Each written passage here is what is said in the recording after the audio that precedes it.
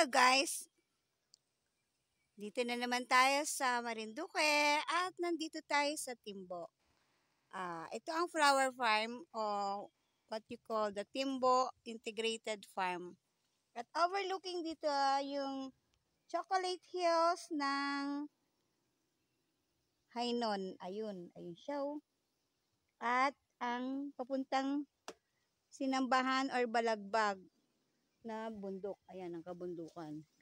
Paikot yan. At dito naman ang Kailugan na napakalalim. Ito nga palang flower farm na to ay 2 hectares. And if you would see, ayan, i-ano natin, i-zoom in natin sana eh. Kaya yun oh, yun yung dagat. Overlooking na rin dito. After ng Chocolate Hills, kung akit ka ng bundok, makikita mo pa rin yung dagat na yun. Sa kabila noon ay ang ewan ko na Maynila yata yan. Ewan ko. Quezon o whatever. Pero, itong flower farm na to, tingnan nyo, para na rin sa Thailand siya, na makikita mo yung mga magagandang tanawin, na nakaupo ka lang dyan, no? Kaya sa gabi, mas maganda to, lalo na kung makikita mo yung mga puno, madilim nga pala gabi eh. Pero, ano yung buwan at saka yung kapaligiran ay napakalamig. Dito nga pala ay 3 o'clock na ng hapon. At namasyal kami ngayon dito ni Ellen, aking pinsan. Sa aking pinsan rin na si Ate Edna Bermejo. Dito nga pala ang pinakamalaking flower farm na nakakapag-accommodate ng mga tourists with their nipa huts. Ayun. Yung mga cottages nila na pwede ka na mag-overnight dyan if you would like to stay here. Tapos, malamig naman. Hindi problema ang brown out dahil nga dito madalas ay mag-brown out. At saka, ito nga pala yung maraming itong 2 hectares na to ay pag-aari ng mga rosas. At nakausap ko nga si Sir kanina. Ayan. Ganda na tingnan. From here, ayan. Ito na ang I Love Timbo. Ayan ang overview ng buong area ng Balagbag. Going to, ewan ko yung mga ibang lugar dito. Sinambahan ba yan? Or kasi yung Malindig doon daw parte. Mahaba pa to, malawak pa to. So, yung mga gustong mag-stay over, pwede sila dyan sa mga nipa huts. Yan. Tapos, pag gusto nilang kumain, ay pwede silang kumain dito, magpaluto. Siya nga pala, ang farm na ito ay puro ang mga nakatanim ay kakao. Kaya eto nga oh, tingnan nyo. May mga maliliit pa silang kakao. Pero sa banda ron, papasyalan natin, ano ba itsura ng mga simpleng cottages nila, open type. Katulad sa ibang bansa, di ba? Yung mga gusto lang umupo dyan, pwede na, magpa-picture-picture. At pupuntahan na natin kung saan merong palang tanim na kakao na meron ng bunga. Ayan. Ganda, no? Magsawa tayo tumingin na lang. Kasi nakakatuwa talagang pagmasdan ang kapaligiran, lalo na kung ganito kalamig. At lalo na pagdating na ng December, tiyak na maraming mga turista dito na ini-invite. Charang! Ito na ang kakao. Yes! O see? Ganito pala ang bunga ng kakao. Napakababa pa pero ang dami ng bunga. Oh. Meron pang palakihin. Yung iba yata ay parang naunsyami. Alam niyo ba yung unsyami? Parang hindi siya natuloy. Ayan. Pero ito ang kakao. For harvest na yan. Ang dami, sayang oh, hindi tumuloy. Pero ang baba pa lang, pero may kakao na, may bunga na. As eto naman yung ibang mga mga herbal dito. Tapos itong blue ternate, tanglad, may kakao pa rin dyan. Ayun no, blue ternate. Sa baba nito, nasa 35 hectares pa rin daw at pag-aari pa rin ng mga rosas. Yan. Ang ganda, tingnan ng Chocolate Hills, no? Hindi lang sa Bohol ang may Chocolate Hills. Bohol nga ba? Saan ba pa bang lugar yon? Hindi ako familiar sa area. But look at here. Oh, may fruit bearing dito. Hindi ko lang alam na kung anong prutas yan. Tatanong ko mamaya kay ate. Para papakita ko siya. Nakakain kaya ito? Ang dami bumagsak oh. Hindi naman tayo sa pomegranate seed eh. Titingin tayo ng isa. Tabi po.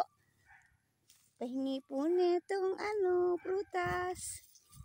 Tatanong ko po kung makakain po itong mga ganitong prutas. Yan. At nakakatuwa talagang pumunta dito dahil kung makikita niyo yung daan, paakyat pa lang, yung papunta pa lang kami sa Timbo, ay napakaganda. Nagro-road widening na nga sila. Pero hopefully, ay maging ma-access na rin to ng marami pang mga turista. Marami pang mahikayat. Dahil napakaganda ng lugar, malamig. At saka talaga, breathtaking yung kapaligiran. Ayan o, yung view. Iikutin pa natin itong 2 hectares na to. Ayan siya. O, picture-picture lang dyan. Kunwari, nandun ako. Pero syempre, takot naman ako dahil nalulula ba ako sa height. Maganda sana kung merong dala ko yung tripod ko para naiwan ko pala dun sa bag ko dun sa main office. At nakausap ko lang si Sir Mr. Rosas. Let's take a look at here. Sana mapasok natin yung bahay kubo pero hindi na lang. Okay na ako dito. Baka malula pa tayo kasi kung pumunta tayo sa may bahay kubo. Dito nga pala ay anas na or medyo bangin. Pababa. Ayan. Wala tong swimming pool. Pero maririnig mo yung lagaslas ng tubig ng kailugan. Yun sa baba dyan. Napakalalim pala nun eh. Oh. Ang ganda naman na bundok na ito pero nagkaroon ng ng flower farm And hopefully marami pang mga tourist na makakapasyal dito. Dahil wait, there's more! Ang lalim niya no? Wow! Yan. Ang lalaki ng mga puno dito. Maraming nyog. Ayan si lemongrass. Si dayap. At ongoing nga pala mga ginagawa nilang mga cottages dito. At saka iba pang mga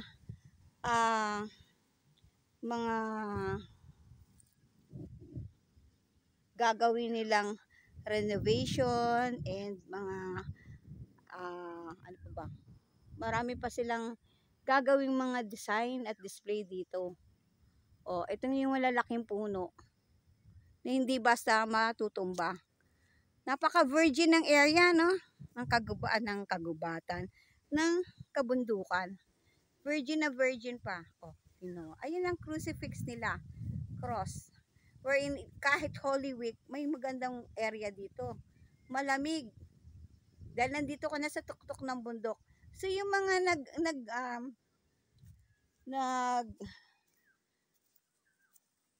nagse-Semana Santa, namamasyal sa Semana Santa, pwede nyo nang puntahan ito. Ang ganda. Oh, di ba nga? Ang laki ng lugar.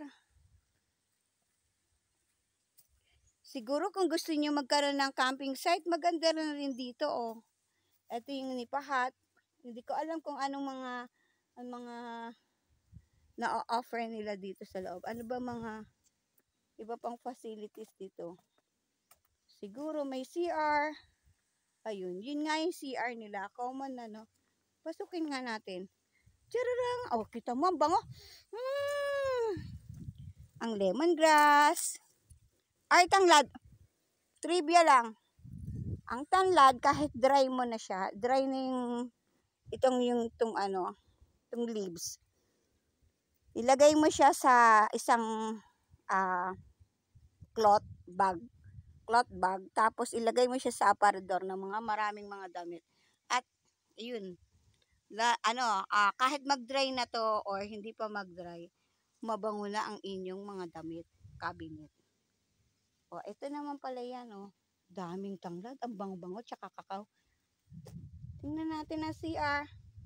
Tcharam! Maganda, diba? Open, oh. Ay, mali. Ayan. Tapos, dito naman yung shower room. So, ay, nakalock. Pag na natin buksan.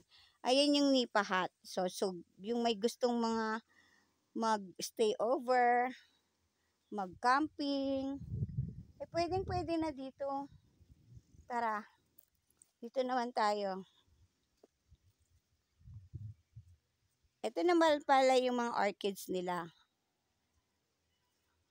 Ayan. Orchids.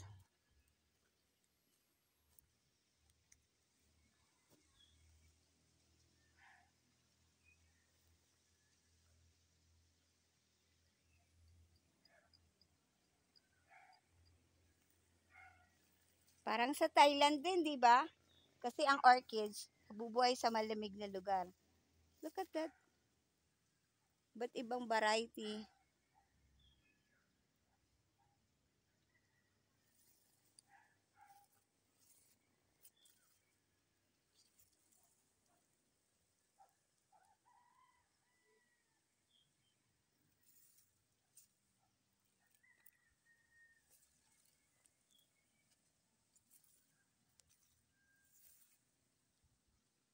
Yan yata ang Cattleya. Lumalaki yan. At ito yung bromeliad. Bromeliad yung parang pinya ba siya pag lumaki yata. Yung iba, pero isang ano rin yan ng bromeliad.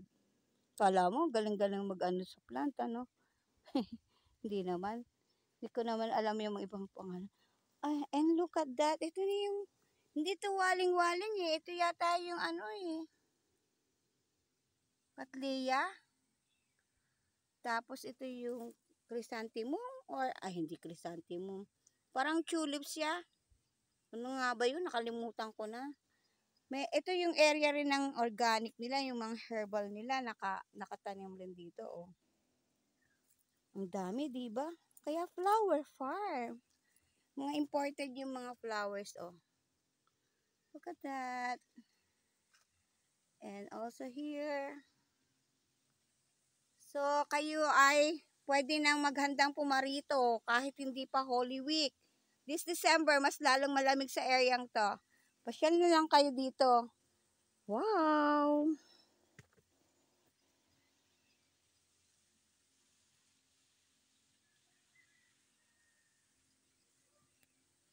Nakakaengganyo, no, pumunta.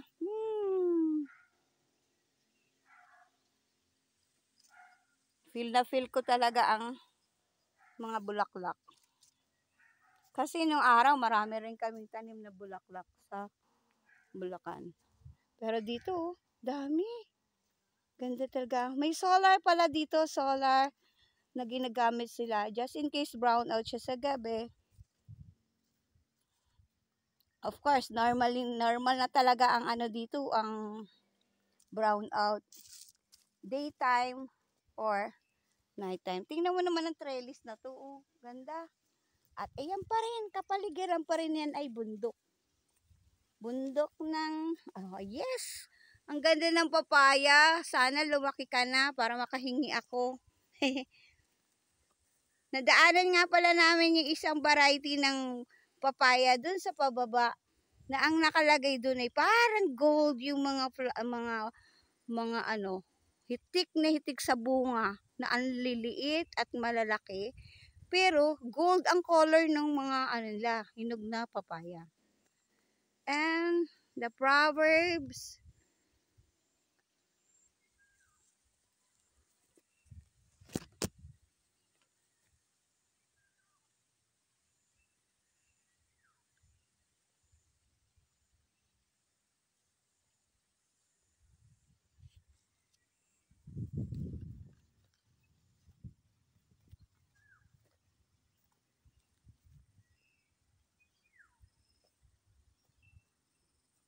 Kinakain na nga pala ngayon ang bougainvillea. Sa Thailand, wala yatang bulaklak na hindi nila kinakain eh. Ginagawa nilang salad. Pero syempre hindi naman siguro yan dahil medyo maaligasgas yan. Alam mo yung maligasgas? Medyo hindi siya smooth. Pero nagbubulaklak lang din pala yung ibang ano. Ito na naman sila, 'di ba, sa trellis? Yung trellis na yan ng ano nito. Yay! Hawak ko pa rin ang yan. Ayan.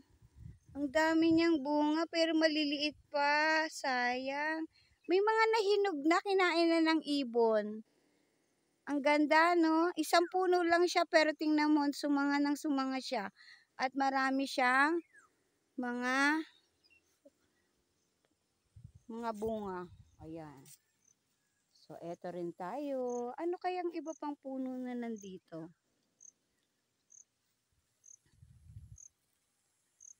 Napakalamig at 3 o'clock. Malamig. Kaninang umaga nga daw ay nagulan. Doon sa lugar namin, sa may Walbog Hot Spring, ay umulan bago kami umalis. Tirik na tirik ang araw pero ayun, umulan pa rin. At ang dami talaga dito mga pang Instagram na picture. Look at here. Oh. Oh, di ba? Pang Instagrammable. Hey. Look at that. Teka muna. Tingnan nga natin para lang naman akong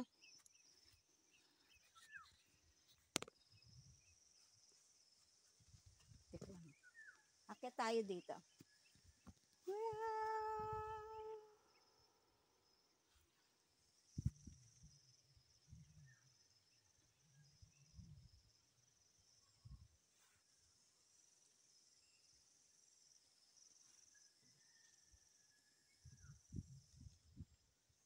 Di ba nga? Instagrammable. Ayan. Dito pala makikita na natin yung kailugan pababa. Ay, hindi pa rin siya makita. Napakahirap gawin ito, no? Pero dahil sa maayos na pag-aasikaso dito at ang isang magaling na hardinero ay talagang magagawa ang kahit anong gustuhin niyang style. Ayun, no? Meron dito pala yung Japanese bamboo. Oh, ginagawa. Ano pa lang, tatanim pa lang. Trivia lang, alam niyo ba sa Japan or sa mga Chinese, napakaswerte kapag meron kang wow! Di ba nga? Ito nga, picture tayo.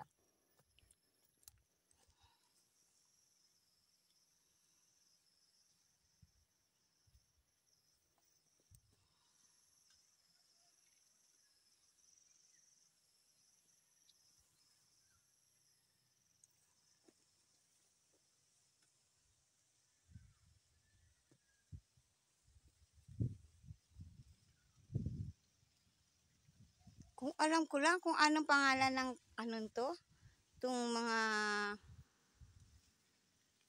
fruit na to. At kung talagang kinakain siya, tiyak, puno na ang aking bag. Pero yung bag ko nandun sa office, iniwan ko kay Ellen. Ayan. Ayan yung di ba, sambong? Sambong nga ba? Oh, kapag may UTI kayo, ay hindi pala, ito pala yung bulaklak niya, oh. Ang bango. Cosmos yata ito eh. Amihin ko nga. Wow. Mamaya na tayo hihingi. Oh, kita mo? Meron na naman dito. Ito ang flower farm. Ayan.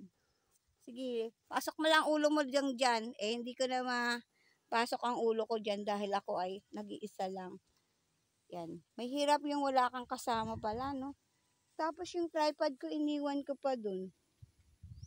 Napaka-ing-ing ko.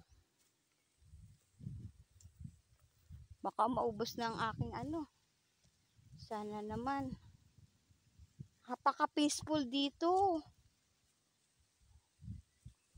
Oh, di ba? Ang gaganda ng mga bulaklak. Cosmos. O yan, merong okra dito tanim. At saka eggplant. Uy, ayan ang papaya, oh. Hingi tayo mamaya. Dinala pa pala. The Bible will keep you from sin, or sin will keep you from the Bible. By Dwight L. Moody. O, di ba nga? Wow! Papaya! Malapit na tayo sa crucifix. Ayan. Tchireng! Ganda-ganda naman ang flower farm na to. At ayan ang mga papayang malapit. Ito yung cosmos. Oo, kasi mabango to. Teka nga, amuyin ko lang ha. Lango.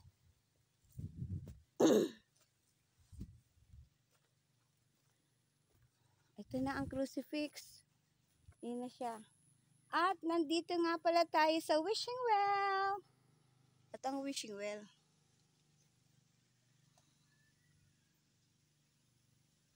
Sana ma-meet ko dito si Prince Charming. Hello. Kaya ano pang nationality niya? Kaya Pilipino siya o whatever. Naghanap pa rin ng plaan ng ano? Ng Prince Charming. Uso pa ba yun? Ha? Hello. Wish upon a star. Ganda.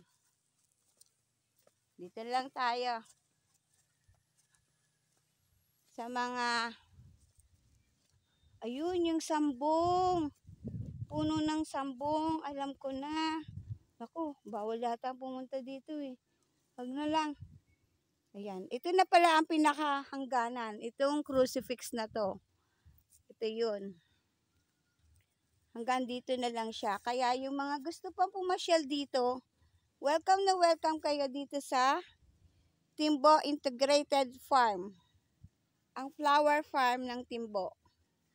Parte pa rin to ng Buena Vista. At pupunta tayo doon sa may, ayun na, parang nasaraduhan din eh. Kukuha muna tayo ng isang tanglad. Nahulog yung tanglad ko. Ayun. May daan yata doon eh, oh. Ayun pa yung ibang ano, ibang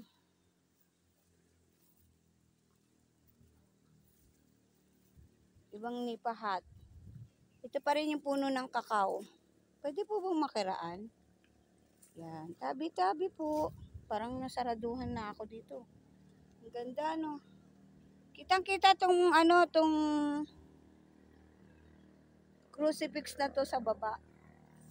Pagpababa. Huwag na tayo pumunta dun sa may ano, pinakadulong. Yan, yung pinakadulong nipahat. Sa mga pagod ng umakyat.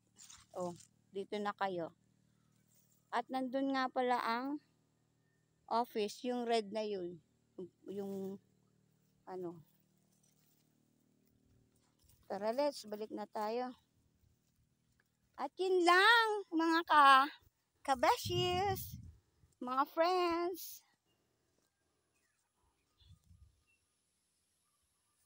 Pasyal naman kayo dito sa Timbo Integrated Flower Farm.